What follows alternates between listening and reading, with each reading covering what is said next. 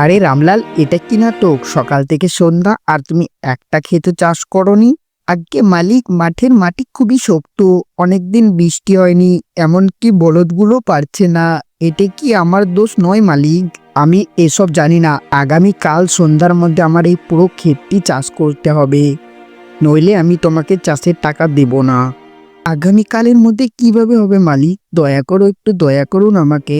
আগামীকাল সূর্য ডোবার আগে সন্ধ্যার মধ্যে পুরো ক্ষেত চাষ করা দেখতে চাই, নইলে তোর টাকা দেব না রামলাল। এই বলে জমির মালিক চলে গেল।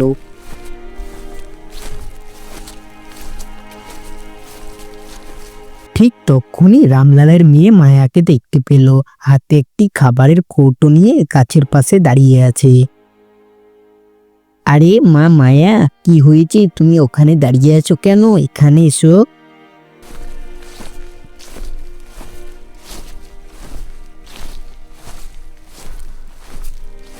মায়া তার বাবার কাছে গিয়ে বলল, বাবা, তোমাকে জমিদার বকা দিচ্ছিল কেন? এতে তোমার কি দোষ বাবা? যদি মাটি এত শক্ত হয় তাহলে তোমার কি দোষ? আমাকে অনেক খারাপ লাগছিল বাবা। এটা ছেড়ে দাও মা মায়া, সে আমাদের মালিক আর আমরা তার দাস। অতএব একজন দাসের কখনোই তার মালিকের কথাই বিরক্ত হওয়া উচিত নয়।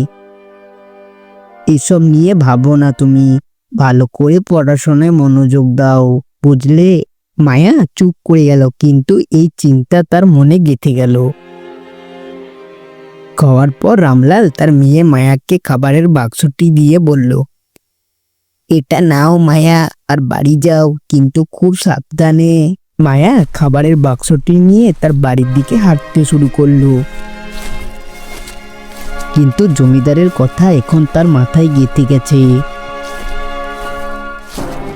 আজ জমিদার আমার বাবাকে যেভাবে বকা দিয়েছে তা আমার খুব খারাপ লেগেছে। হায় ঈশ্বর, যদি আমি বড় মানুষ হতাম তাহলে আমার বাবাকে অন্যদের জমিতে এভাবে কাজ করতেন না। কিন্তু আমার বাবা কি সারা জীবন এমনই করবেন? আমি কি কখনোই তার মুখে হাসি দেখতে পাবো না? হে ঈশ্বর, আমাকে সাহায্য করো, আমি যে অনেক কষ্ট পাচ্ছি। এই প্রশ্নগুলো মায়ার মনে ঘুরপাক খাচ্ছিল। মায়া তার জীবনে বড় কিছু করতে চেয়েছিল। এইসব ভাবতে ভাবতে মায়া তার বাড়ি পৌঁছে গেল। তার মার মৃত ফটোটার সামনে অনেক কাঁদতে শুরু করে। তার মাকে বলে, মা, আজ আমার খুব মন খারাপ, তুমি আমাকে আর বাবাকে কেন ছেড়ে চলে গেলে? আর কতদিন আমাদের এভাবে বাঁচতে হবে? আমরা কি কখনো ধনী হতে পারবো না? এই বলে মায়া ঘুমিয়ে পড়ে। আর তার মা স্বপ্নে এসে, মা মায়া, হাল ছেড়ো না, তোমার বাবা খুবই পরিশ্রম করে আর তুমি অনেক বুদ্ধিমান এবং পড়াশোনায় ভালো। তুমি দেখবে যে একদিন তুমি পড়াশোনা শেষ করে একজন মহান মানুষ হয়ে যাবে। তাহলে আমাদের সমস্ত কষ্ট দূর হয়ে যাবে, বুঝলে মায়া? ভোর হয়ে যায়। রামলাল খাবারের ঝোলাটা নিয়ে মাঠের দিকে গরু নিয়ে চাষ করার জন্য রওনা হয়।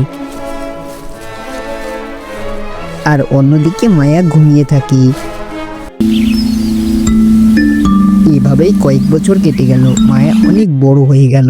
না, এবার আমার সময় এসে গেছে।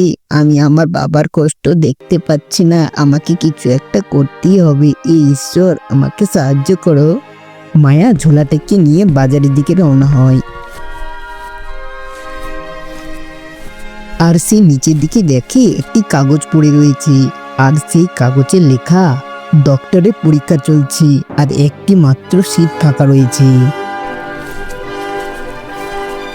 মায়া তাড়াতাড়ি বাড়ি গিয়ে ফর্মটিকে লিখে জমা দিয়ে দেয়। আর কিছুদিন পর পরীক্ষা শুরু হয়, আর মায়া ফার্স্ট র্যাঙ্ক করে। আর এখন সে অনেক বড় ডাক্তার। আর মায়া তার বাবার মুখে হাসি দেখে অনেক খুশি হয়। বন্ধুরা, এরকম মজার মজার কার্টুন ভিডিও পেতে হলে আমাদের চ্যানেলটি সাবস্ক্রাইব করে আমাদের পাশে থাকুন।